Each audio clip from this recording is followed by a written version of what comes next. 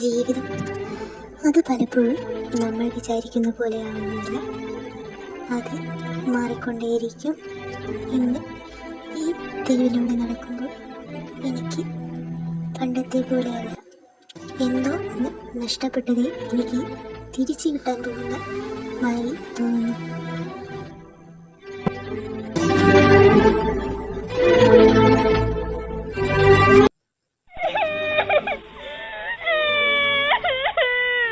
അയ്യേ മോള് കരയല്ലേ? അയ്യേ വലിയ കുട്ടിയായിട്ട് മോള് കരയാ? അല്ല, മോളുടെ അമ്മ എന്തേ? മോളെന്താ ഇവിടെ ഒറ്റയ്ക്ക് നിൽക്കുന്നേ?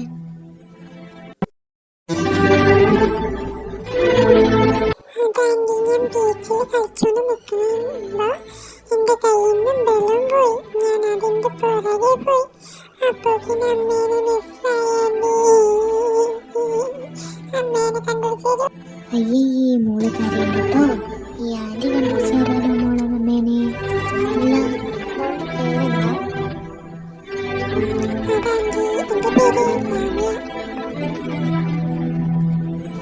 എന്ത്? ലാമിയ?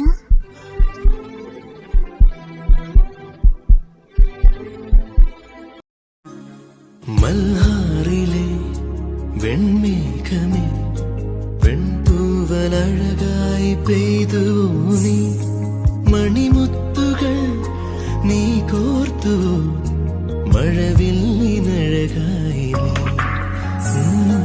മൽഹാറിലെ വെൺമേഘമേ, മഞ്ഞോലുമഴകായി പെയ്തു നീ.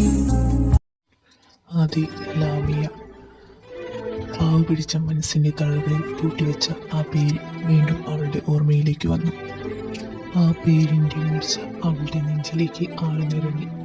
പഴയകാല ഓർമ്മകളിലേക്ക് അവൾ ചെന്നു.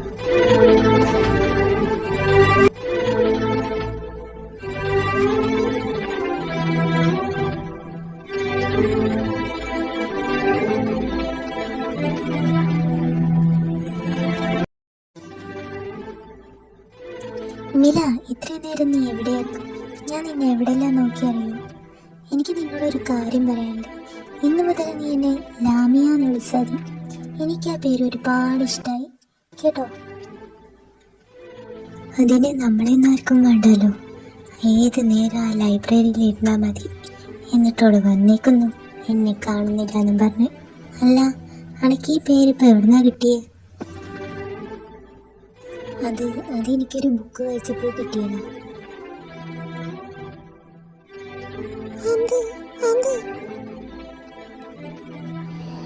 അവൾ പോലും അറിയാതെ ഓർമ്മകളുടെ പടുകുഴിയിലേക്ക് വഴുതി വീണു. ഓർമ്മകളുടെ വേദന അവളുടെ ഹൃദയത്തെ കുത്തിനൊവിച്ചു. ഇപ്പോൾ ഒന്നല്ല, 2 കുഞ്ഞുങ്ങൾ അവളുടെ സംരക്ഷണയിലാണെന്ന് അവൾക്ക് മനസ്സിലായി. എന്തു തന്നെയായാലും അവളെ അവളുടെ അമ്മയുടെ അടുത്തെത്തിക്കുമെന്ന് അവൾ തീരുമാനിച്ചു. അവൾ കുഞ്ഞിൻ്റെ കൈ പിടിച്ച് ബീച്ചിലേക്ക് നടന്നു. കടലിനേക്കാൾ പ്രക്ഷുബ്ധമായിരുന്നു അവളുടെ മനസ്സ്. തിരക്കേറിയ ബീച്ചിലൂടെ അവൾ ആ ഉത്തരം തേടി അലഞ്ഞു. വഴിയിൽ കണ്ടവരോടെല്ലാം അവൾ ആ ഉത്തരം തേടി. എങ്കിലും ആർക്കും അറിയില്ലായിരുന്നു. അവൾ ആ കുഞ്ഞിൻ്റെ ഓമനത്തമുള്ള മുഖത്തേക്ക് നോക്കി. ഇനി എന്തു ചെയ്യണമെന്ന് അവൾക്കറിയില്ലായിരുന്നു. ലാമിയ,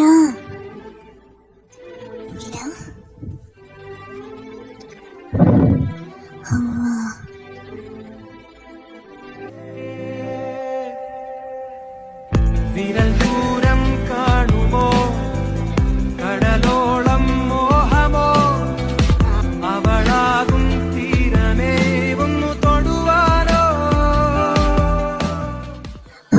എത്ര നാളായി നിന്നെ കണ്ടിട്ട്. എൻ്റെ മുമ്പൊന്ന് പോകുന്നതായിരിക്കും നിനക്ക് നല്ലേ. ഇത്രയും കാലം നീ എവിടെയായിരുന്നു? നിന്നെ എവിടേക്കാണ്? ഒരാഴ്ച കഴിഞ്ഞാൽ വരാമെന്ന് പറഞ്ഞ ആളാ.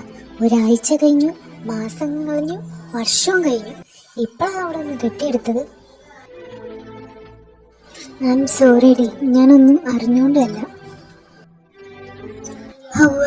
അല്ല, എൻ്റെ ലാമിയ. അവളെനിക്കെന്നും അത്ഭുതമായിരുന്നു.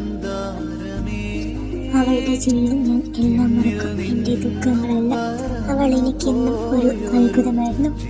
ആദ്യം ഒരു തെറ്റിദ്ധാരണയിൽ നിന്ന് പിന്നെ അതൊരു സൗഹൃദമായി, പിന്നെ പ്രണയം. പക്ഷേ അതെനിക്ക് മാത്രമായിരുന്നു. അസൂയ തോന്നുന്ന വിധത്തിലുള്ള ഒരു സൗഹൃദമായിരുന്നു.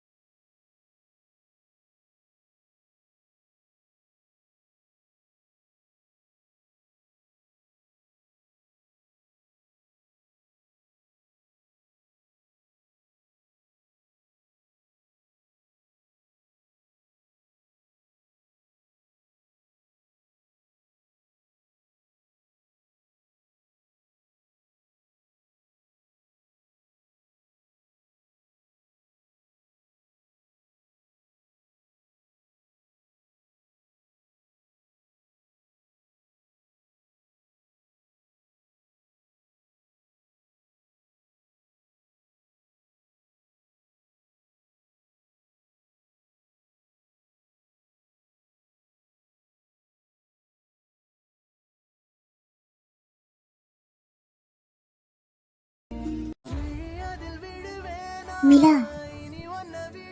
നീ പഴയ ഓർമ്മയിലേക്കൊക്കെ പോയല്ലേ?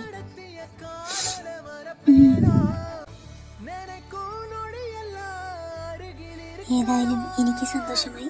എൻ്റെ പേര് തന്നെ നിന്റെ കുട്ടി കിട്ടല്ലോ. അങ്ങനെ പെട്ടെന്ന് മറന്നു കളയാൻ കഴിയുന്ന വ്യക്തിയല്ലല്ലോ നീ എനിക്ക്. ലാമിയ, ആ പേരിൽ എൻ്റെ പ്രണയമുണ്ടായിരുന്നു. അതെനിക്ക് ഉപേക്ഷിക്കാൻ കഴിയില്ല. മില, എനിക്കൊരു ഉത്തരം വേണം. എന്നോടൊരു വാക്കുപോലും പറയാതെ നീ ഇത്രയും കാലം എവിടെയായിരുന്നു? എവിടെയാണ് നീ എന്നെ വിട്ടുപോയത്? നിന്റെ വേർപാടിലാണ് ഞാൻ നിന്റെ മേബി എന്ന വാക്കിൻ്റെ അർത്ഥം മനസ്സിലാക്കിയത്. നീ എനിക്ക് എത്രത്തോളം പ്രിയപ്പെട്ടതാണെന്നും അത് വെറുമൊരു സൗഹൃദമല്ലെന്നും.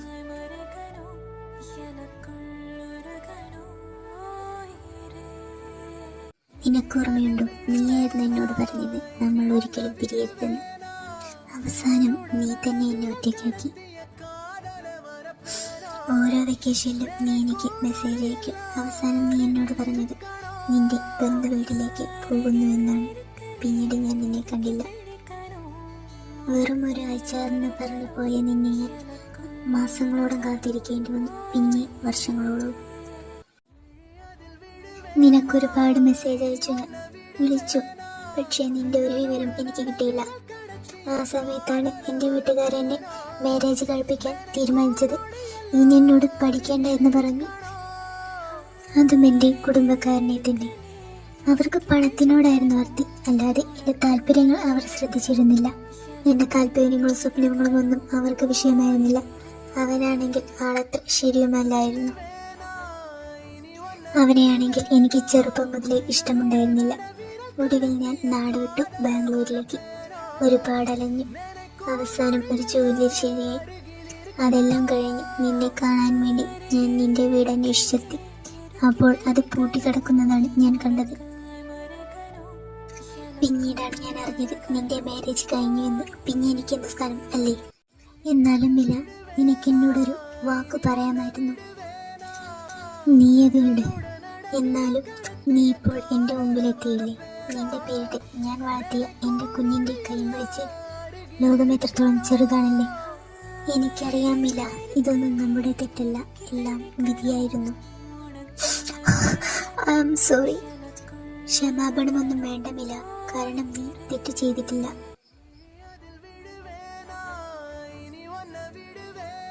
എന്തായാലും നിന്റെ മനസ്സിൽ ഞാനുണ്ടല്ലോ, അതുകൊണ്ടല്ലേ നീ നിന്റെ മോൾക്ക് എൻ്റെ പേരിട്ടെ. പഴയ കാര്യങ്ങൾ വിട്ടേക്കുമില്ല, നമുക്കിപ്പോഴത്തെ കാര്യങ്ങൾ സംസാരിക്കാം. നിന്റെ കുഞ്ഞ് നിന്നെപ്പോലെ തന്നെ സ്നേഹമുള്ളവളും മിടിക്കുമാവട്ടെ. ഇല്ല മില, എൻ്റെ കുഞ്ഞ് എൻ്റെ ഭർത്താവിനെ പോലെ എന്നാ തോന്നുന്നത്. എന്നെ ചൂട്ടിക്കൊണ്ടിരിക്കുക. അല്ല, ഇത് എത്ര മാസാ? 8. ഓഹോ, അപ്പോൾ വൈകാതെ തന്നെ വാവ പുറത്തു വരുമല്ലോ. എൻ്റെ പൊന്നോ, നീ എന്നെ ഇപ്പോൾ തന്നെ ഓർമ്മിപ്പിക്കല്ലേ, എനിക്ക് പേടിയാവുന്ന ആലോചിക്കുമ്പോൾ തന്നെ. പ്രസവം എങ്ങനെയാവും? നല്ല പെയിനുണ്ടാവുമോ? നിനക്ക് ഓൾറെഡി പരിചയമുള്ളതല്ലേ? അത് എനിക്കറിഞ്ഞൂടാ. ഞാൻ സീരിയസ് ആയി ചോദിക്കുന്നേ. അതല്ലേ ഞാൻ പറഞ്ഞേ എനിക്കറിയില്ല എന്ന്. മറ്റമ്മമാരെ പോലെ പ്രസവിച്ചതിൻ്റെയും പാലൂട്ടി വളർത്തിയതിൻ്റെയും യാതനകളും വേദനകളും എനിക്ക് പറയാനില്ല. എന്ന് വെച്ചാൽ ഞാനിതുവരെ പ്രസവിച്ചിട്ടില്ല. ഇതെൻ്റെ വളർത്തുപുത്രിയാ. ഓ, അപ്പൊ നിന്റെ ഹസ്ബൻഡ് എന്ത് ചെയ്യുന്നു? കൊള്ളാലോ, കല്യാണം കഴിക്കാത്ത എനിക്കെവിടുന്ന് ഹസ്ബൻഡ്? അതെന്താ നീ കല്യാണം കഴിക്കായിരുന്നേ? എനിക്കൊരു പ്രണയമുണ്ടായിരുന്നു. അവളില്ലാത്ത ജീവിതത്തെക്കുറിച്ച് ഞാൻ സ്വപ്നം കണ്ടിരുന്നില്ല. അവളിൽ തുടങ്ങി അവളിൽ തന്നെ അവസാനിക്കാനാണ് എനിക്കിഷ്ടം. അതിനാൽ അവളുടെ ഓർമ്മയിലൂടെ ഞാൻ ജീവിക്കുന്നു. മില, എനിക്ക് നിന്നോട് എന്ത് പറയണമെന്ന് അറിയില്ല. ഞാൻ കാരണമാണ് നീ ഇപ്പോൾ ഇങ്ങനെയെന്ന് ആലോചിക്കുമ്പോൾ. പോട്ടെ, അത് വിട്. നിന്റെ ഹസ്ബൻഡ് എന്ത് ചെയ്യുന്നു? നിങ്ങൾ ഒപ്പമാണോ വന്നത്? ഞാൻ കണ്ടില്ലല്ലോ, എവിടെ എന്നിട്ട്? മില, നീ എന്തിനാണ് എനിക്ക് വേണ്ടി നിന്റെ ജീവൻ നശിപ്പിച്ചത്? ഇപ്പോൾ നീ ഇത്രയും തോന്നി എന്നെ സ്നേഹിക്കാനുള്ള കാരണം എന്താണ്? എനിക്കത് മനസ്സിലാവുന്നില്ല. ഞാൻ ഇത്രയും കാലം മറ്റുള്ളവരുടെ ആഗ്രഹങ്ങൾക്ക് വേണ്ടി ജീവിച്ചു, എങ്കിലും എനിക്കൊരു സന്തോഷവും കിട്ടിയില്ല. ഇപ്പോൾ എനിക്ക് വേണ്ടി തന്നെ ജീവിക്കണമെന്ന് തോന്നുന്നു. ഞാൻ നിന്നോട് കാര്യം ചോദിക്കട്ടെ? ഞാൻ ചോദിക്കുന്നത് തെറ്റോ ശരിയോ ഒന്നും എനിക്കറിയില്ല. Will you be my girlfriend? ലാമിയ, നീ എന്താണ് പറയുന്നതെന്ന് നിനക്കറിയില്ലേ? നീ ഇപ്പോഴൊരു സഹതാപത്തിന്റെ പുറത്താണ് എന്നോട് ഇങ്ങനെ ചോദിക്കുന്നത്. ഞാൻ ആരുടെയും കുടുംബം നശിപ്പിക്കണമെന്ന് വിചാരിച്ചിട്ടില്ല. പണ്ട് ഞാൻ ഇത് കേൾക്കാൻ ആഗ്രഹിച്ചിരുന്നു. നിന്റെ കല്യാണത്തിന്റെ മുമ്പായിരുന്നെങ്കിൽ ഒരു 100 വട്ടം ഞാൻ സമ്മതമെന്ന് മൂളിയേനെ. പക്ഷേ ഇപ്പോൾ നിനക്കൊരു കുടുംബമുണ്ട്, ഭർത്താവുണ്ട്, ഒരു കുഞ്ഞുണ്ട്. എന്നിട്ട് അതെല്ലാം നീ ഉപേക്ഷിക്കാൻ പോവുക? ഭർത്താവോ? അങ്ങനെ ഒരു വ്യക്തി എനിക്കുണ്ടോ? ഇന്നലെ വരെ ആയിരുന്നെങ്കിൽ ഉണ്ട് എന്ന് പറയാമായിരുന്നു. ഇന്നു മുതൽ ഉണ്ടായിരുന്നു എന്നാണ്. നീ എന്താണ് പറയുന്നേ? എനിക്കൊന്നും മനസ്സിലാവുന്നില്ല. ഇന്നു മുതൽ ഞങ്ങൾ തീർത്തും അപരിചിതരാണ്. ഈ കുഞ്ഞിന്റെ പേരിലല്ലാതെ ഒരു നിയമപരമായ ബന്ധവും ഞങ്ങൾക്കിടയില്ല. എന്താണ് അതിന് കാരണം? അവിഹിതം.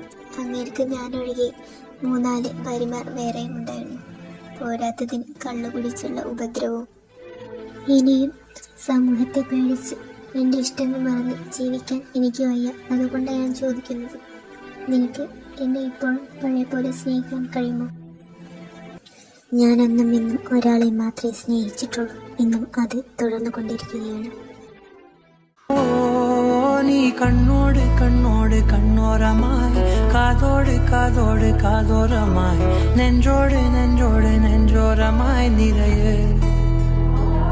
നീ തോരാതെ തോരാതെ തീരാതെയായി, മായാതെ മായാതെ മായാതെയായി, എന്നാളും എന്നാളും എന്നാളമായി പടര്. അതെ, പ്രണയം അതൊരിക്കലും നിർവചിക്കാൻ കഴിയാത്ത ഒന്നാണ്. ആദ്യ പ്രണയം അത് മറക്കാൻ കഴിയാത്തതും. ചിലർ അതിനുവേണ്ടി ജീവിച്ചിരിക്കുന്ന രക്തസാക്ഷികളാകുന്നു, മറ്റു ചിലരോ മരിച്ചതും. എങ്കിലും പ്രണയം മാത്രം മരിക്കുന്നില്ല.